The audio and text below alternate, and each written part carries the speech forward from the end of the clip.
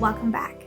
Today I'm here with another book haul video. This is from the past couple months, September and October, and I have 9 new books to share with you all. So, starting off at the top of my pile here, this is a book that is from a series I've mentioned several times in my last few videos. The series is called Llewellyn's Sabbat Essentials. There are 8 books total in this series, and each one covers a Wiccan or pagan holiday.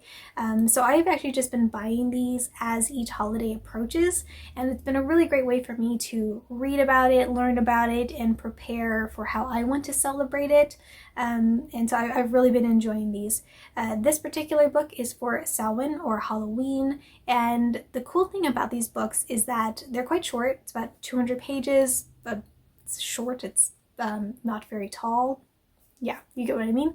And in this small book, it packs a lot of information. So it has a lot of history about the holidays, ways it used to be celebrated hundreds of years ago, ways people celebrate it in more modern times. There's a bunch of recipes and craft ideas, ritual ideas, just a bunch of suggestions on how you might incorporate this celebration into your life, depending on where you live, what your life is like. There's a lot of great suggestions and history, and I really enjoyed this series. And I highly recommend this series if you are interested in learning more about these holidays.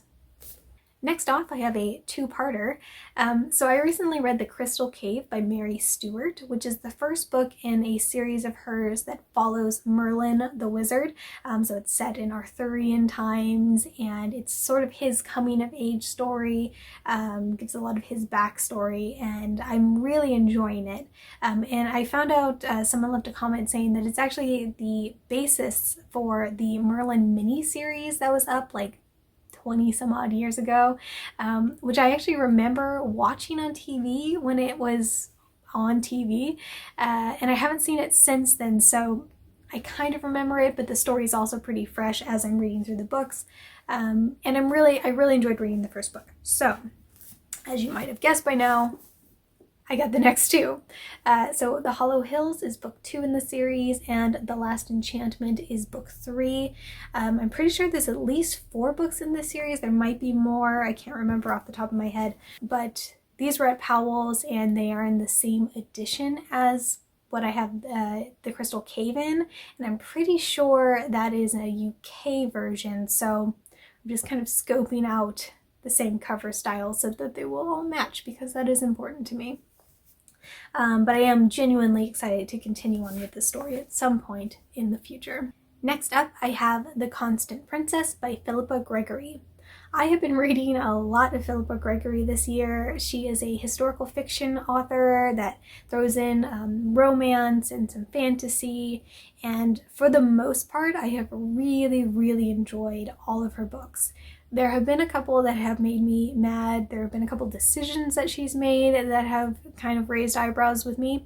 But overall, she's a very talented author. Her writing style is very easy to get into. She writes these characters really well, and I'm really enjoying learning more about the history of this time period. I started with the Cousins War series, which then bleeds right into the Tudor Court series, and I believe this book is sort of a bridge between the two. So I'm officially shifting into the Tudor times, and I'm excited to keep going with it. Like I said, it's just a roller coaster ride, but I'm addicted to it, and I'm very curious to see what happens. Then on a recent trip to Powell's, I was browsing the SFF books, as I am wont to do, and I was surprised to see Marie Brennan has a new Lady Trent novel.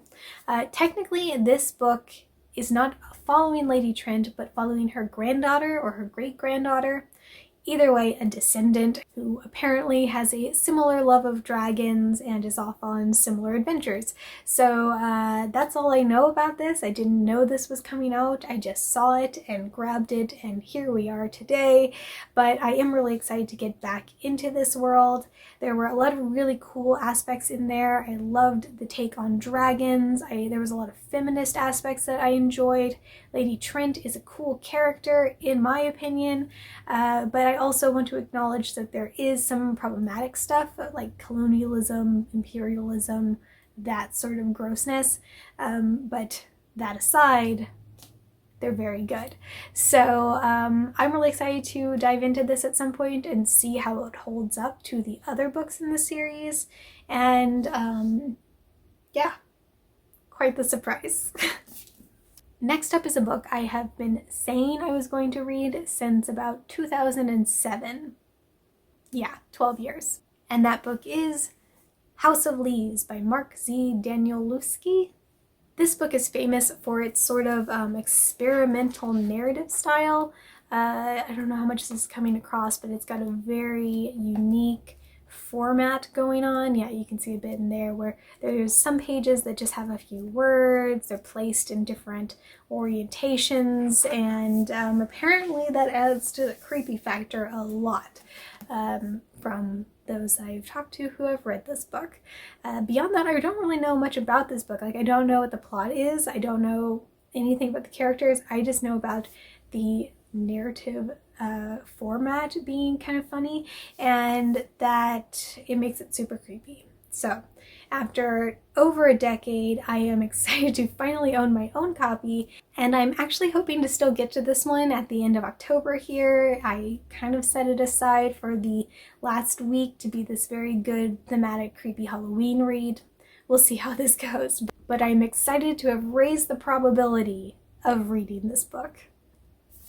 I've also picked up a Kindle book in this haul, and that is The Inner Matrix, A Guide to Transforming Your Life and Awakening Your Spirit by Joey Klein. And the reason I got this book is because it is the book for a meditation course. That's grossly oversimplifying it, but it's a course that I'm taking that involves meditation and journaling, and the basic idea behind both the book and the course is that over our lives we develop certain neural pathways where we encounter a certain type of situation and we always react the same way, because that is kind of what we've trained ourselves to do with these neural pathways, and it can be very difficult to shift and create a new healthier pathway, and the book and the course are geared around helping you to make that transformation from the less healthy version that you have just developed over your life to the one that is more ideal and that will give you the greater peace and joy that you are looking for. So that is what I am working on and working through with this course. I'm about a week into it. We're just approaching week 2, and honestly I'm already noticing some small differences in the way that I'm just thinking throughout the day. So if nothing else, it's like raised my awareness of my thoughts, and that in itself is very helpful for shutting down some of those negative thought patterns. And yeah, it's really interesting. So I have pretty high hopes for the rest of it. Then I also picked up an audiobook this month.